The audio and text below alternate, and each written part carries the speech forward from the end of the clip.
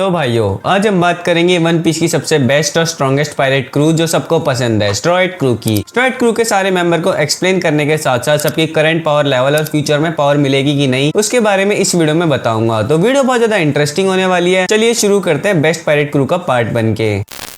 The God उसप, जो sniper है steroid crew का, जिसने लूफी को ज्वाइन करा था सिरप विलेज आर्क में और अब स्ट्रॉयड क्रू के साथ निकल चुका है अपने गोल को अचीव करने, जो है ब्रेव वॉरियर ऑफ द सी बनना। पर अभी तो उसप स्ट्रॉयड क्रू का वीकेस्ट मेंबर है और कभी कभी तो स्ट्रॉयड क्रू का ब्रेवेस्ट मेंबर बन जाता है, जैसे कि इसने लूफी से फाइट करी थी गोइंग मैरी को बचाने के लिए और एनाइस लॉबी में सोच किंग बन के वर्ल्ड गवर्नमेंट के फ्लैग को जलाया था, जो डायरेक्ट वॉर डिक्लेयर कर रहा था वर्ल्ड गवर्नमेंट से। और थ्रिलर बार्क आर्क में भी उसप ने पेरोना को डिफीट करा था, जो काम लूफी, जोरो, सांजी भी नहीं कर सकते थे, क्योंकि पेरोना अपनी डेयर फ्रूट की एबिलिटी से दूसरों के मोरल और जीने की इच्छा को खत्म कर देती है। पर पेरोना की इस पावर का कोई असर उसप पे नहीं हुआ, जिसके बाद उसप ने फेक 10 टन के हथौड़े से मार के पेरोना को बेहोश कर दिया। और ऐसे ही ड्रेसरोसा आर्क में शुगर, जो लोगों को टॉयज में बदल देती है, उसप का फेस देख के 2 बार नॉक हो गई, जिसके कारण जो भी टॉयज से बदल के नॉर्मल हुए थे सबको लगा उसप सेवियर है और सबसे ब्रेव है। पर इसकी जो स्किल है इसकी ब्रेवरी को बैकअप नहीं कर पाता, जिसके कारण से लगभग हर टाइम क्रू में सबसे पीछे रहता है और ये तो एक एक्सपर्ट भी है झूठ बोलने में। फिर आता है वानो आर्क, जिसमें एक अच्छी खासी लंबी वॉर हुई जो बस 1 रात तक चली, पर हमने 4 साल से भी ज्यादा टाइम तक देखा, तो उसमें सबको उम्मीद थी कि सारे स्ट्रॉयड को पावर अप मिलेगा, जिसमें उसप भी है। पर उसप को कोई पावर अप नहीं मिला, बल्कि ये तो पेज 1 और उल्टी से फाइट करना छोड़ो उसे हर्ट भी नहीं कर पा रहा था। जबकि उसप एक स्किल्ड स्नाइपर के साथ साथ ऑब्जर्वेशन हाकी यूजर भी है और अभी एगेट आर्क में भी इसने ज्यादा कुछ करा नहीं है। पर एगेट के बाद मोस्ट प्रॉब्ली एल्बा फार्क है, जहाँ पे उसप को डेफिनेटली पावर अप मिलेगा, क्योंकि वहाँ पे अभी शैंक्स का बेस है, जिसमें यासोप है जो उसप का फादर होने के साथ साथ एक एक्सपर्ट स्नाइपर भी है और मास्टर है ऑब्जर्वेशन हाकी में, जो उसप को ट्रेन कर सकता है एडवांस ऑब्जर्वेशन हाकी और न्यू स्किल सीखने में, क्योंकि टाइम स्किप के टाइम जो स्किल सीखी थी उसप ने अब कोई ज्यादा काम की रही नहीं। तो अब उसप को ओडा सेंसेई पीछे तो छोड़ेंगे नहीं। उसप को गॉड का टाइटल मिल रखा है और टाइटल की वैल्यू बहुत ज्यादा होती है, तो उसप तो गॉड बन के रहेगा। और वर्ल्ड गवर्नमेंट के हिसाब से भी उसप बहुत ज्यादा स्ट्रॉन्ग है, तभी तो इसकी 500 मिलियन बाउंटी कर दी है।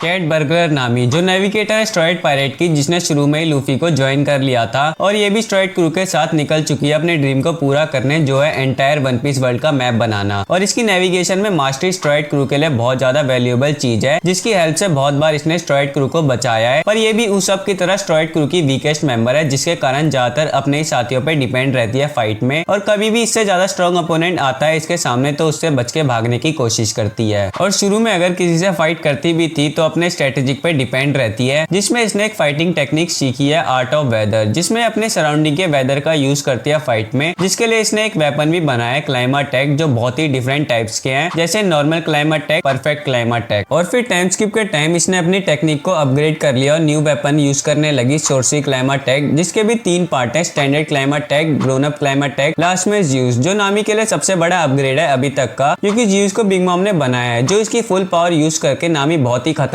थंडर बना सकती है, जैसे बिग मॉम बना सकती थी। पर इसने अभी तक ज्यूस पे फुल मास्टरी नहीं करी। पर नामी ने वानो आर्क में उल्टी को एक लाइटनिंग स्ट्राइक से नॉक कर दिया था और एगेट में भी एसआर सेराफिम से फाइट के टाइम इसने ज्यूस का यूज करके सबको शॉक तो कर ही दिया। फिर भी एसआर सेराफिम को कुछ हुआ ही नहीं, क्योंकि अभी तक नामी ने ज्यूस का फुल पोटेंशियल पावर यूज ही नहीं करा, जो बहुत ही जल्दी यूज करेगी, वो शायद से बिग मॉम से भी बेटर और खतरनाक होगा। और रही बात हाकी की, तो नामी वो यूज कर सकती है शायद से, क्योंकि हाकी विल की पावर में काम करता है और डिफरेंट तरीकों से अवेकन होता है। और जब नामी एंग्री मोड में आती है, इससे खतरनाक तो स्ट्रॉयड में कोई हो ही नहीं सकता। लूफी तक को मार मार के फुला देती है, जिससे पॉसिबिलिटी है अगर कभी नामी किसी कारण से बहुत ज्यादा एंगर में आ जाती है तो हाकी यूज कर सकती है, वो भी कॉन्कर हाकी। और वानो आर्क के बाद इसकी बाउंटी 66 मिलियन से डायरेक्ट 366 मिलियन बैरीज हो गई है और हिस्ट्री भी नामी को one of the greatest female pirate के रूप में याद करेगी।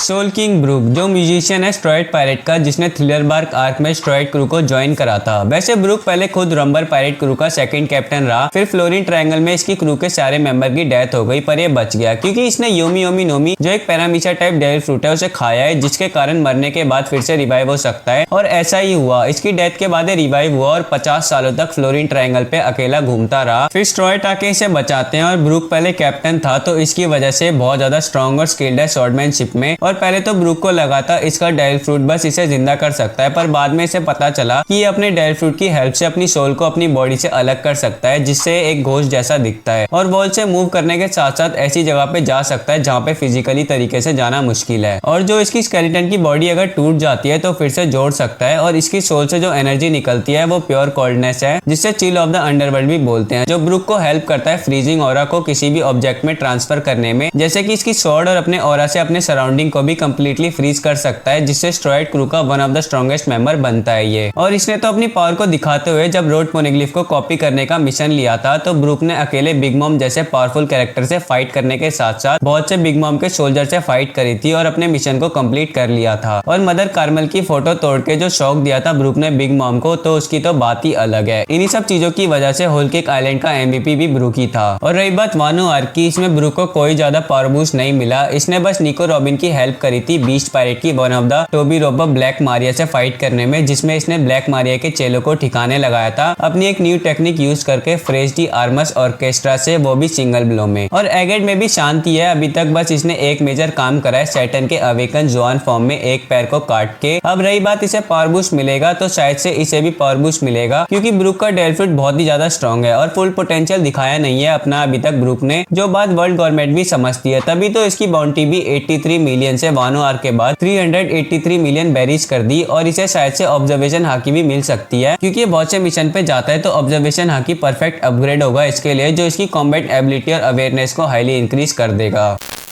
आयरन मैन फ्रैंकी जो पहले विलन बन के आया था हमारे सामने, फिर स्ट्रॉइड क्रू के साथ एनाइज लॉबी में जाने के बाद ये कम्प्लीटली चेंज हो गया और एनाइज लॉबी के एंड में स्ट्रॉइड क्रू के साथ आ गया। और फ्रैंकी एक शिप राइटर भी है जिनका काम शिप बनाने का होता है और फ्रैंकी इस काम में एक्सपर्ट है। और साथ में फ्रैंकी एक स्किल्ड फाइटर भी है, क्योंकि इसने बचपन में ही अपनी बॉडी को एनहांस कर लिया और एक साइबॉग बन गया। और कोई नॉर्मल साइबॉग नहीं, कुमा जैसे, इसने तो अपनी बॉडी को ऐसे एनहांस करा कि अपने पेट के बीच में एक फ्रीजर बना रखा है जिसमें कोला की 3 बोतल रखता है, जो इसके लिए फ्यूल का काम करती है बैटल में, जिसकी हेल्प से बहुत बार बुरी हालत होने के बाद कोला की हेल्प से एनर्जी रिगेन करता है। और टाइम स्किप के टाइम जब वे वेगा पंक के होम टाउन में गया तो वहां से इसे बहुत सारे ब्लूप्रिंट मिले वेगा पंक के, जिनकी हेल्प से इसने खुद को और अपग्रेड करा, जो ड्रेस रोसा में इसकी सीनियर पिंक से फाइट में दिखता है, जो ड्यूरेबिलिटी की फाइट थी जिसमें इसने सीनियर पिंक को डिफीट करा। और इसने कीचारू के लेजर को भी खुद में इंस्टॉल कर रखा है और जनरल फ्रैंकी के साथ तो ये और भी ज्यादा स्ट्रॉन्ग हो जाता है, जो इसने वानो आर्क में Sasaki one of the member of the Tobi Roppo से फाइट में उसे डिफीट करके दिखाया है पावरफुल रेडिकल बीम से, जिसकी बाउंटी 472 मिलियन बेरीज थी। और एगेट आयरन में भी फ्रैंकी ने कीचारू के अटैक को हेड टू हेड लिया और सैटर्न तक पे रेडिकल बीम से मारा है। अब रही बात फ्रैंकी को आगे पावर बूस्ट मिलेगा या ये खुद को अपग्रेड करेगा, तो शायद से नहीं। और मुझे पता है अभी तक इसने अपनी कैपेबिलिटी नहीं दिखाई है, पर यह भी नहीं भूलना चाहिए हमें कि प्लूटोन के ब्लूप्रिंट जलाने से पहले इसने देख रखा है कि प्लूटोन बनाते कैसे हैं और वेगा पंक के ब्लूप्रिंट के साथ तो क्या क्या कर रखा है इसने, तो अब तो शायद से लास्ट में प्लूटोन बना सकता है। और अभी इसकी बाउंटी 394 मिलियन बेरीज है।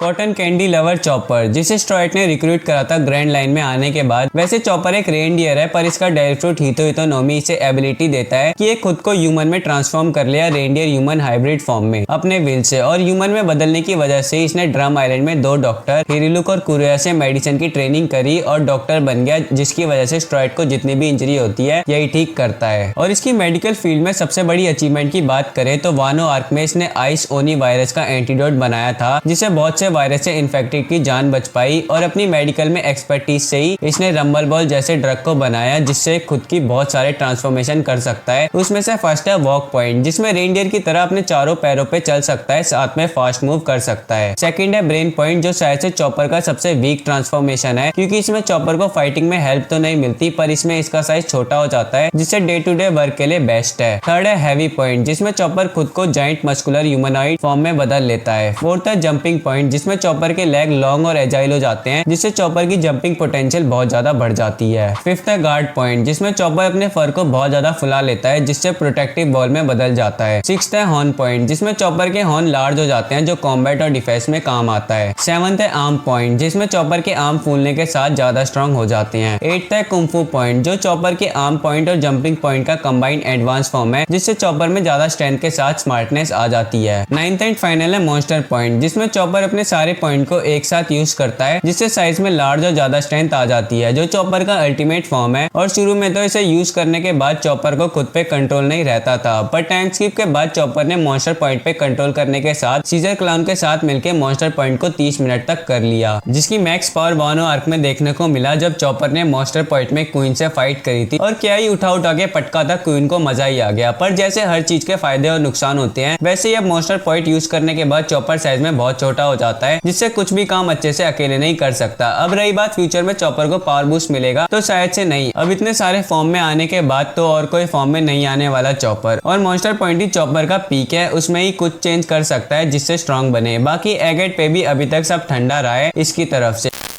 द डेविल चाइल्ड निको रॉबिन, जिसने स्ट्रॉइड क्रू को ज्वाइन करा था क्रोकोडाइल की डिफीट के बाद एल्बेस्टा आर्क में, और जैसे जैसे टाइम बीतता गया निको रॉबिन स्ट्रॉइड क्रू की मोस्ट इंपोर्टेंट मेंबर बन गई, खास करके वन पीस को ढूंढने में, क्योंकि ये पोनीग्लिफ को पढ़ सकती है। और ओहारा के डिस्ट्रक्शन के बाद वर्ल्ड गवर्नमेंट इसके पीछे पड़ी है हाथ धोके इसे पकड़ने के लिए। और अभी करंट में वन पीस के वर्ल्ड में सबको लग रहा है कि निको रॉबिन ही है जो पोनीग्लिफ को पढ़ सकती है, क्योंकि कोजुकी सुकियाकी जो पढ़ सकता है पोनीग्लिफ वो सबकी नजरों में मर चुका है। और पुडिंग की थर्ड आई का अभी कंफर्म नहीं है क्या कर सकती है, पर बिग मॉम ने प्लानिंग करी थी पुडिंग की थर्ड आई का यूज करके पोनीग्लिफ पढ़ने की, और इसे ब्लैकबीट पायरेट ने भी शायद से इसीलिए किडनैप कर रखा है। और निको रॉबिन ने अभी तक जितनी भी इसके सामने एनिमी आए हैं सबको डिफीट कर रखा है अपने डेविल फ्रूट हाना आना नोमी से, जो एक पैरामीशिया टाइप डेविल फ्रूट है, जो इसे एबिलिटी देता है अपनी बॉडी के किसी भी पार्ट को डुप्लीकेट करने का कहीं पे भी जो इसकी रेंज में हो। और कभी कभी तो अपने एनिमी को कुछ करने से पहले उनकी गर्दन तोड़ देती है। और अभी वानो आर्क में इसके डेविल फ्रूट को बहुत ज्यादा पावर बूस्ट मिला है, जिसमें इसने अपने डेविल फ्रूट को इवॉल्व कर लिया है, जिसमें अभी 2 न्यू फॉर्म बना सकती है, ग्रैंड फ्लूर और डोमिनो फ्लूर, जिसकी हेल्प से निको रॉबिन ने ब्लैक मारे को डिफीट करा था, जिसकी बाउंटी 480 मिलियन बेरीज थी। और टाइम स्किप का टाइम रेवोल्यूशनरी आर्मी के साथ टाइम स्पेंड करके इसने फिशमैन कराटे भी सीखा है, और यूसुकन का बेसिक प्रिंसिपल भी आता है इसे, जो इसे हैंड टू हैंड कॉम्बैट में अपर हैंड देता है नॉर्मल एनिमी के सामने। और एगेट आइलैंड में भी शाका ने जब लिलिथ को वार्निंग दिया था, तो उसमें जोरो के साथ निको रॉबिन के बारे में भी बताया कि स्ट्रॉइड क्रू की स्ट्रॉन्गेस्ट मेंबर है। और अब क्या निको रॉबिन को पावर बूस्ट मिलेगा फ्यूचर में? तो शायद से नहीं, क्योंकि वानो आर्क में जो न्यू फॉर्म देखा है निको रॉबिन का वो काफी है। बाकी अभी निको रॉबिन को अपने चाइल्डहुड ट्रॉमा से फाइट करनी है, जो लगता भी है होगा, क्योंकि वन पीस के चैप्टर 1113 में रॉबिन ने सैटर्न की आवाज को पहचान लिया, जिसने क्लोवर को मारने का ऑर्डर दिया था। और सैटर्न रॉबिन पे अटैक भी कर रहा था, वो तो बाकी के स्ट्रॉइड इसे प्रोटेक्ट कर रहे हैं, और वन पीस को ढूंढने में तो हेल्प कर ही रही है। और अभी निको रॉबिन की बाउंटी 930 मिलियन बेरीज है।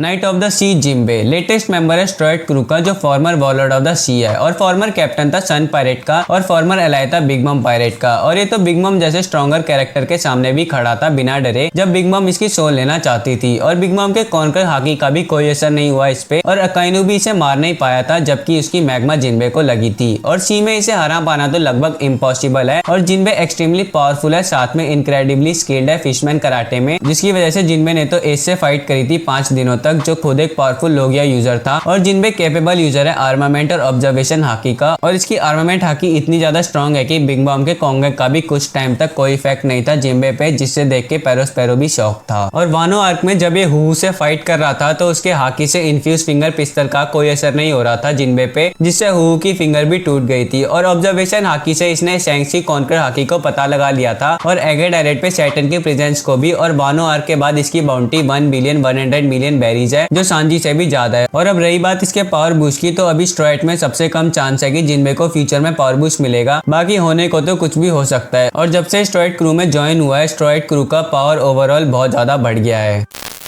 ब्लैक लेग सांजी, जो शेफ है स्ट्रॉइड क्रू का और फेमस मॉन्स्टर ट्रियो का मेंबर भी है। और सांजी यूजर है आर्मामेंट और ऑब्जर्वेशन हाकी का, और ये स्किल्ड है ब्लैक लेग स्टाइल और डिएबल जैम्बे का, जिससे किसी भी पायरेट के लिए खतरा है। और इसके पास रेड सूट की पावर भी है, जिससे one of the strongest pirate बनता है एंटायर वर्ल्ड का। और जब से इसकी जर्मा 66 की पावर अवेकन हुई है, तब से तो अलग ही पावर आ गई है इसमें, जो हमने इसकी और क्वीन की फाइट में देखा था वानो आर्क में। जब क्वीन ने एक लार्ज शॉट से सांजी को मारा था, तो वो शॉट बीच में से टूट गई थी, और सांजी अपनी टूटी हुई हड्डी और बॉडी के पार्ट को खुद ही ज्वाइन कर पा रहा था। और सांजी की स्पीड भी बहुत ज्यादा बढ़ गई है, इतनी ज्यादा कि क्वीन तक देख नहीं पा रहा था सांजी को। और सांजी को न्यू टेक्निक भी मिली है इफ्रीट जैम्बे, जो डिएबल जैम्बे का एनहांस वर्जन है, जो सांजी ने जेनेटिक एनहांसमेंट को आर्मामेंट हाकी के साथ यूज करा उससे बना है, जिसकी हेल्प से क्वीन को डिफीट करा सांजी ने। और अभी एगेट में सांजी कमाल की चीजें कर रहा है, जैसे कि सैटर्न के सामने खड़ा होना और सैटर्न के एक अटैक को डिफ्लेक्ट करना। और इसने तो किजारू के लेजर को भी ब्लास्ट करा है, जो बहुत ही ज्यादा शॉकिंग बात है। इतनी की किजारू खुद हैरान है कि कोई ऐसा पर्सन भी है जो उसकी लेजर को डिस्ट्रॉय कर सकता है, वो भी किक से, जिससे सबको लग रहा था कि सांजी फाइट करेगा किजारू से, और मुझे भी यही लग रहा था। पर लेटेस्ट मांगा चैप्टर 1113 में तो सांजी वन पीस के महात्मा गांधी सेंट ईथन बैरन भी नर जीरो से फाइट करी और एक किक मार भी दी सांजी ने, जिससे नर जीरो ने मुंह से खून फेंक दिया। अब रही बात सांजी की पावर बूस्ट की, तो यस, सांजी को डेफिनेटली पावर बूस्ट मिलेगा, क्योंकि जैसे कि लग रहा है सांजी नर जीरो से फाइट करेगा, तो इसे डिफीट करने के लिए सांजी को कॉन्कर हाकी चाहिए, वरना तो ज्यादा कुछ नहीं होगा नर जीरो के साथ। तो अब बहुत ज्यादा चांस है कि सांजी जल्दी ही कॉन्कर हाकी यूज करते हुए दिख सकता है, जो सांजी को बहुत ही ज्यादा स्ट्रॉन्ग बना देगा। और सांजी की बाउंटी वानो आर्क से पहले 330 मिलियन बेरीज से वानो आर्क के बाद 1 बिलियन 32 मिलियन बेरीज हो गई है, जो बहुत ज्यादा है अभी।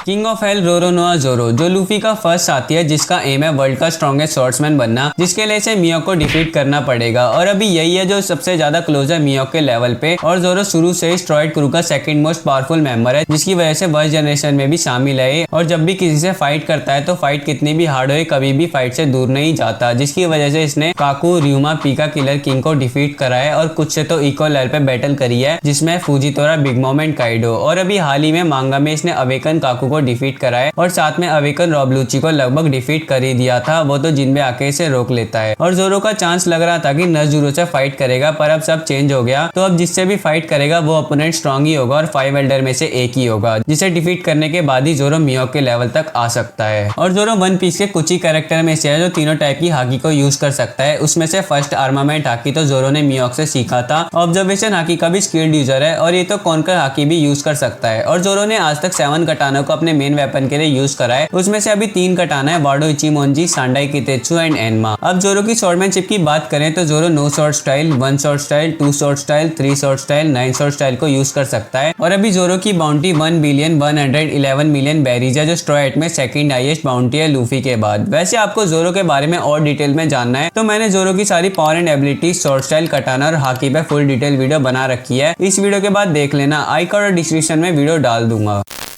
मंकी डी लूफी, जो कैप्टन है स्ट्रॉइड क्रू का, जो जॉयबॉय भी है, सन गॉड निका भी है, और वन ऑफ द 4 एम्परर में से एक है, जिसकी वजह से one of the strongest character है वन पीस के वर्ल्ड में। और बहुत कम कैरेक्टर में से एक है जो काइडो जैसे बीच से फाइट कर सकता है और उसे हरा भी सकता है। और लूफी ने हितो हितो नोवी मॉडल निका, जो एक मिथिकल जुआन टाइप डेल फ्रूट है, उसे खा रखा है, जिसकी वजह से अपनी बॉडी को रबर जैसे यूज कर सकता है। और जैसे जैसे टाइम बीतता गया वैसे वैसे हार्ड एनिमी मिले इसे, तो इसने खुद की गियर बनाया, जो इसके अलावा कोई यूज नहीं कर सकता इसकी रबर की बॉडी की वजह से। और जब इसका डेल फ्रूट अवेकन हुआ तो लूफी को इसकी पीक पावर गियर 5 मिला, जो बहुत ही ज्यादा स्ट्रॉन्ग है, जिसमें अपनी इमेजिनेशन से कुछ भी कर सकता है और सारे गियर को भी इस फॉर्म में यूज कर सकता है। और ये तीनों टाइप की हाकी को यूज कर सकता है, साथ में तीनों के एडवांस फॉर्म भी, जो बहुत ही ज्यादा हेल्प करती है इसे स्ट्रॉन्ग एनिमी से फाइट करने में। वैसे लूफी एक जीनियस लेवल फाइटर है, जो इजीली अपनी एबिलिटी को अडेप्ट कर लेता है अपने एनिमी पे विक्ट्री गेन करने के लिए, और एक कंटिन्यूस कुछ ना कुछ सीखता रहता है पायरेट किंग बनने के लिए, जो इसने टाइम टू टाइम प्रूव कर रखा है। और लूफी ने world government, celestial dragon, warlord of sea और 2 योनको को चैलेंज कर रखा है। और अभी फिलहाल में लूफी की बाउंटी 4th हाईएस्ट है, जो 3 बिलियन बेरीज है। और अब बात रही लूफी को पावर बूस्ट मिलेगा या कोई न्यू गियर, तो अभी एग एड में 5 एल्डर आ रखे हैं, वो भी सब अपने अवेकन मिथिकल फॉर्म में, और इनसे लूफी फाइट कर रहा है। उसमें से सैटर्न को तो क्या ही मारा है गियर 5 में, मजा ही आ गया, और बाकी को भी बेसबॉल के बैट से मार रहा है। और अगर लूफी ने 5 एल्डर में से किसी एक को भी डिफीट कर दिया तो बहुत ही ज्यादा बड़ी बात होगी इसके लिए, क्योंकि ईमू के बाद वर्ल्ड गवर्नमेंट में मोस्ट स्ट्रॉन्गेस्ट यही 5 हैं। और मेरे हिसाब से तो ये पांचों के पांचों एल्डर एग एड में ही हारेंगे, तभी तो लूफी शैंक्स और ब्लैक बियर्ड से फाइट करेगा और इन्हें डिफीट करेगा। और क्या लूफी का कोई न्यू गियर आएगा? तो शायद से नहीं, क्योंकि गियर 5 लूफी का पीक है, और जैसे गियर 4 में डिफरेंट वर्जन बना रखे हैं लूफी ने, वैसे गियर 5 के वर्जन बना सकता है, जो डिफरेंट सिचुएशन में यूज कर सकेगा डिफरेंट एनिमी के सामने। और अभी वन पीस ढूंढ के पायरेट किंग भी तो बनना है लूफी को, जो तो होके रहेगा, जो खुद में ही एक पावर बूस्ट है लूफी के साथ साथ पूरे स्ट्रॉइड क्रू का। और अब अगर आपको लूफी के सारे गियर के बारे में जानना है तो मैंने वीडियो बना रखी है, चैनल पे जाके देख लेना। बाकी ये वीडियो यहीं तक थी, अगर मैंने कुछ छोड़ दिया हो तो कमेंट करो, वीडियो पसंद आई हो तो लाइक करो, चैनल पे नए हो तो सब्सक्राइब करो। मैं मिलता हूँ आपसे नेक्स्ट वीडियो में। सायोनारा।